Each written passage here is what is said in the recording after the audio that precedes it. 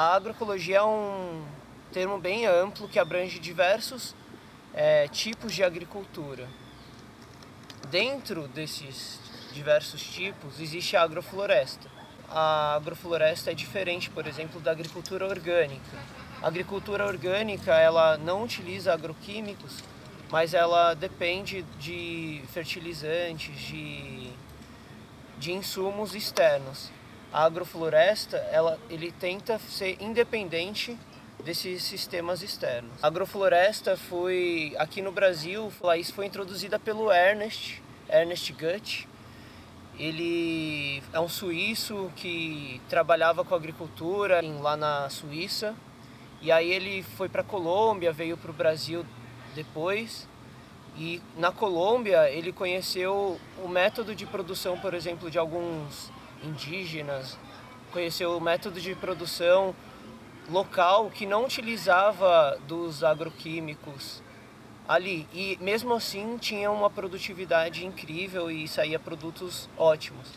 E aí ele percebeu que esses agroquímicos e tal não fazia tanto sentido.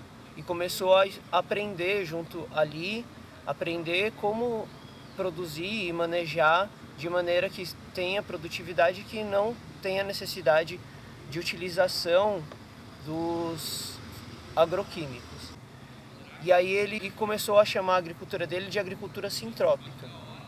Então, sintropia é o oposto de entropia. Entropia está relacionado com as leis da termodinâmica, né? E diz que um sistema ele tende a ir para a desordem.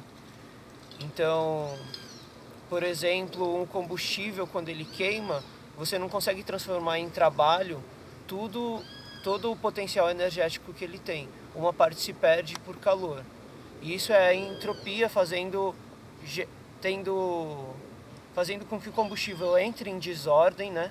E só gere uma parte no trabalho. Então isso é a entropia. E o Ernest diz que existe essa entropia, que essa entropia também é do universo.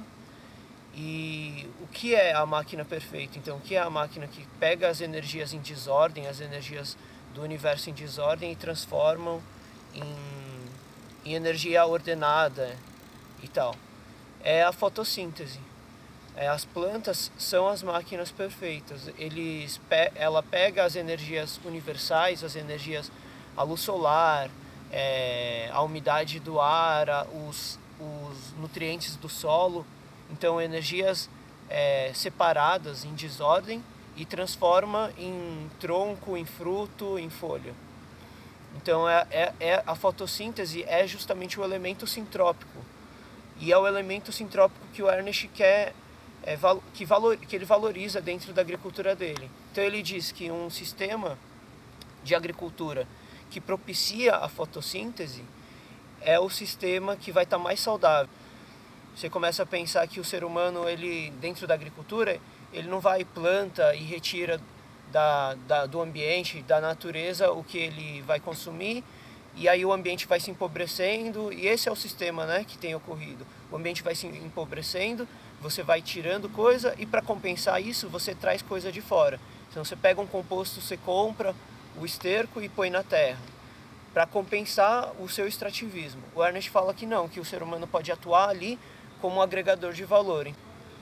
Ele percebeu que as gramas, elas são numa área degradada. As gramas, as gramíneas, é o primeiro estágio da sucessão, porque elas vêm cobrindo o solo. Ele percebeu que depois de um tempo, as próprias gramas, uma vai alterando as espécies e aos poucos começam a surgir arbustos e mais tarde árvores. Então ele percebeu que existe essa sucessão e utilizar essa sucessão dentro de um sistema agrícola, você começa a ficar independente dos agroquímicos. Uma vez que você entende então a sucessão ecológica, entende que as plantas têm estratos, você pode planejar a sua área de maneira que uma contribua com a outra.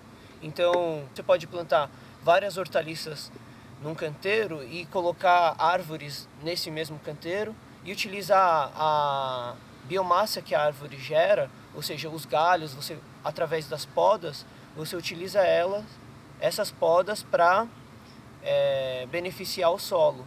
E assim as suas hortaliças crescerem muito mais fortes.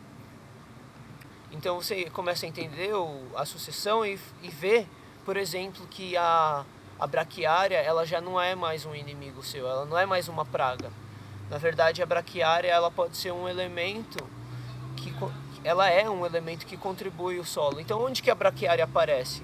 Ela aparece em áreas degradadas. Então, se você tem uma floresta lá, você começa a cortar ela, a braquiária vai invadir mesmo. Por quê? O solo está descoberto ali, é uma área com pouca energia. Outras plantas não vão conseguir sobreviver dentro dessa área. Então a braquiária se estabelece para cumprir esse papel de cobrir o solo. Então nesses ambientes o ser humano pode ser um atuante. Então o ser humano, através de trazer sementes de outros lugares, através de trazer mudas, ele pode ir lá e plantar. Então, onde tem a braquiária, você pode abrir um canteiro, começar a plantar ali e utilizar a biomassa da braquiária para levar a energia para o canteiro. Então você vê que o sistema é inteligente, ele mesmo vai correspondendo ao seu manejo e vai agregando valor ali. Então o solo vai ficando mais rico, ele está mais protegido. Você vai ver que o que você plantou lá, as árvores que você tem interesse, por exemplo, laranjeira, ela vai sair mais forte depois desse tipo de manejo.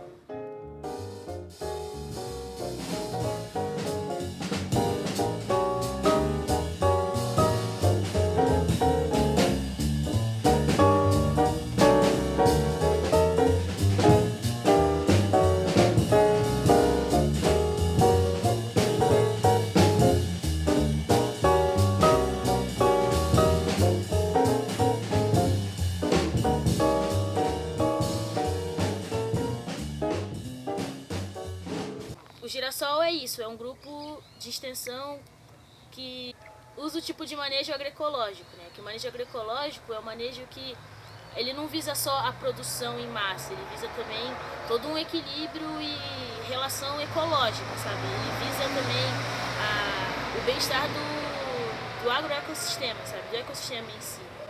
Então, por isso que é tipo tão diverso assim, ó, tem uma grande diversidade, tem de arbórea até hortaliça, sabe? Diferentes estratos de terra que são utilizados, entendeu? E tem sempre uma cobertura vegetal para poder manter temperatura e também manter nutriente para a planta. Então é um sistema que se autogestiona. A gente usa bastante técnica na área, né? Não é só... A gente tenta sempre brisar no uso de conhecimentos tradicionais, né? De implantar, além do manejo agroecológico em si, mas também um manejo, sei lá, biodinâmico. Então é uma área experimental, além de tudo, né? Além de ser uma área de manejo, é uma área que a gente acaba pondo algumas coisas em prática. A gente usa a técnica da nucleação, porque aí você faz vários núcleos na área que eles vão sofrendo um processo sociocional diferentes. E aí com o tempo eles vão se interligando, virando uma área útil. A gente fez um consórcio de agrícolas, né, com algumas arbóreas. Então, tipo, a gente misturou nessa sucessão milho, abóbora, tem quiabão, né, que é um tipo de quiabo, e tem algumas arbóreas no meio e banana. Então, tipo, a gente pode ver que aqui o milho é o que sai primeiro da sucessão, porque ele gosta de sol. E aí ele bomba primeiro, aí ele já faz uma sombrinha, nisso a abóbora já se alastra, né, cobrindo o solo, protegendo. Tem os abacaxis que são ótimos, porque eles não gostam de solo muito rico, então eles ajudam a enriquecer o solo. E no meio aqui tem as arbóreas, né. Tem uma néspera pequenininha aqui, que ela gosta de sombra, então nisso o milho ajuda, porque o milho faz uma sombra para ela crescer. E aqui no meio tem uma banana que ainda não nasceu, mas ela vai nascer logo menos. E aí ela vai também sombrear para favorecer as arbóreas a se desenvolver. A gente vai vendo, né, a diferença, tanto quanto as plantas como quanto os animais, né, que começam a frequentar a área. Se eu for ver comparativamente com o que era antes, assim, o tanto de bicho que tinha, o que tem agora, muito pássaro, mesmo até uns mamíferos, assim, a gente acaba vendo. Que ela é ela é pouco manejada, mas agora a gente está mandando ver nela, assim. Tanto que é uma área que ela tem bastante adubo verde, sabe? Não tem mais tanto... É uma coisa mais estruturada, mas ela tá no início, assim. E agora a galera tá mandando ver aqui, tipo, ela tá sendo mais manejada de um tempo pra cá. Aí... Essa aqui é uma das áreas mais antigas do SAF, pra cá, esse pedaço. Essa área aqui. Essa área aqui já estava mais ou menos assim quando... Não mais ou menos assim, mas ela já era uma área que era trabalhada quando eu entrei, que foi em 2012. Aí aqui tem um laguinho que a gente... Um dos membros do Girassol, um tempo atrás, fez uma análise de solo. E aí ficou um buraco no chão, a gente conseguiu uma caixa d'água e fizemos...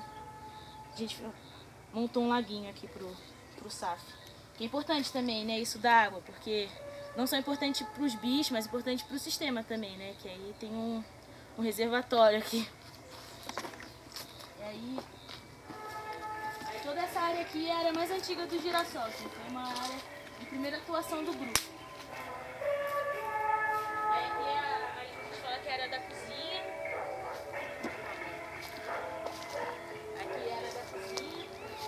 Aqui a gente costuma ter mais a reunião do grupo, onde a gente se encontra quando no verão, que tem mais luz, né, que a gente acaba fazendo reunião aqui à noite, ou quando tem algum encontro de alguma coisa importante para o grupo discutir, assim, que um lugar diferente da sala, a gente vem pra cá. E aí tem um mesão, a gente montou uma cozinha, tipo uma cozinha. Aqui é uma área de convivência do pessoal. E aí a gente fez um forno. E aí esse forno a gente montou com o cupinzeiro abandonado, assim, a gente pegou o cupinzeiro, aí a gente serrou, fez umas peças, e aí fizemos uma mistura dessa terra de cupinzeiro com argila e um monte de coisa, e montamos o nosso forno. A lenha, que rola umas pizzas aí de vez em quando. E aí em novembro de 2013 teve um mutirão que a galera nomeou de micorrizada, que foi um mutirão dos grupos regionais de agroecologia. Foi tipo Rio Claro e região, assim, outros grupos que o Girassol tinha contato. E aí em novembro de 2013 rolou um mutirão planejado, que é aquela área mais nova do Girassol. Aí o tipo de planejamento dessa área foi no sistema de linhas, assim, né? Que é biomassa e plantio. Pra gente, né? Tipo, tem banana, arbórea, tem... E aí é tipo, essa intercala, é adubo verde e planta pra consumo, assim. Não só pra consumo, mas tipo árvore, banana, aipim, e aí vai nessa divisão, de adubo verde até o final. E aí, em volta do SAF, a gente costuma colocar margaridão, que além de adubo verde, ele acaba também cortando um pouco do vento no sistema, né? Que aí não resseca tantas plantas e nem tira tanta água.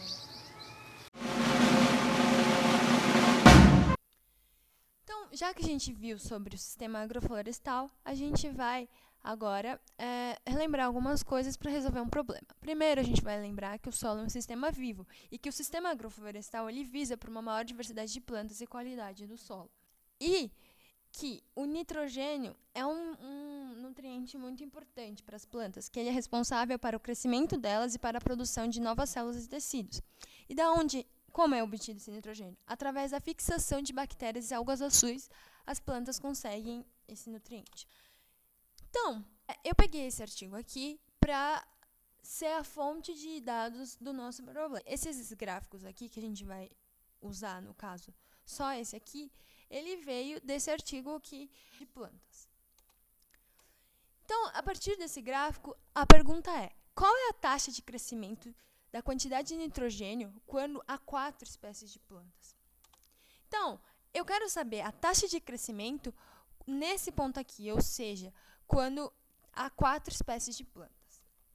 Então, primeiro, o que a gente vai fazer? A gente vai encontrar a equação da reta. Para a gente encontrar a equação da reta, a gente vai precisar do coeficiente angular. O coeficiente angular é essa fórmula aqui. 0, o y1 e o y0, e o x1 e o x0. Aqui, como vocês podem ver, vai do 0 ao 100. E Portanto, esses tracinhos vão ser 25, 50, 75 e 100. Substituindo, a gente vai ter que m é igual a 50 menos 25 sobre 8 menos 4.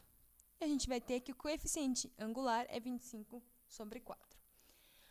Substituindo na fórmula da equação da reta, que é igual a y menos y0, que é igual a m que multiplica x menos x0. Substituindo esses valores, a gente vai ter y é igual a 25 sobre 4, que multiplica x, menos 4, que multiplica 25 sobre 4, mais 25. Como vocês podem ver, tem 4 aqui no denominador. Portanto, a gente vai dividir o 4 sobre 4, que vai dar 1. Portanto, na próxima equação, a gente vai ter menos 25 mais 25, que somados vão dar 0. E, portanto, o y vai ser igual a 25 sobre 4, que multiplica x. Porém, como vocês podem notar aqui, ela não passou no eixo y quando y é 0. Ela passou no eixo y um pouquinho aqui mais para baixo. Como aqui vale 25 e ela passa um pouquinho depois da metade, eu considerei esse valor como menos 13. Então, a gente vai adicionar aqui na equação, que vai ficar y, que é igual a 25 sobre 4, que multiplica x, menos 13. Essa vai ser a nossa equação da reta. E o que é a derivada? A derivada nada mais é do que a taxa de variação instantânea. Então, lembrando na nossa fórmula, a gente vai aplicar isso no instante 4, que é o que a pergunta quer saber. Ou seja, quando tem 4 espécies de planta, qual é a taxa de crescimento do nitrogênio? Então, a gente substituindo na fórmula, e no caso, a função de 4, ela é essa aqui. Então, a gente vai substituir aqui.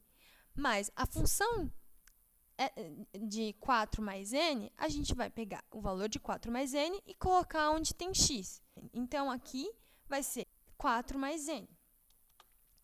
E multiplicando os valores, a gente vai ter a seguinte equação, que 25 mais 25 sobre 4, que multiplica n, menos 13 menos 25 mais 13. Como vocês podem ver, a gente vai somar 25 com o menos 25, que vai dar 0, e o menos 13 com mais 13, que também vai dar 0. Então, a gente vai ter que 25 sobre 4, que multiplica n, dividido por n.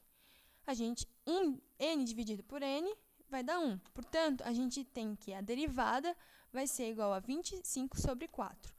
No caso do nosso exercício, a taxa de crescimento de nitrogênio quando há 4 espécies de planta é igual a 6,25 miligramas de nitrogênio por espécie.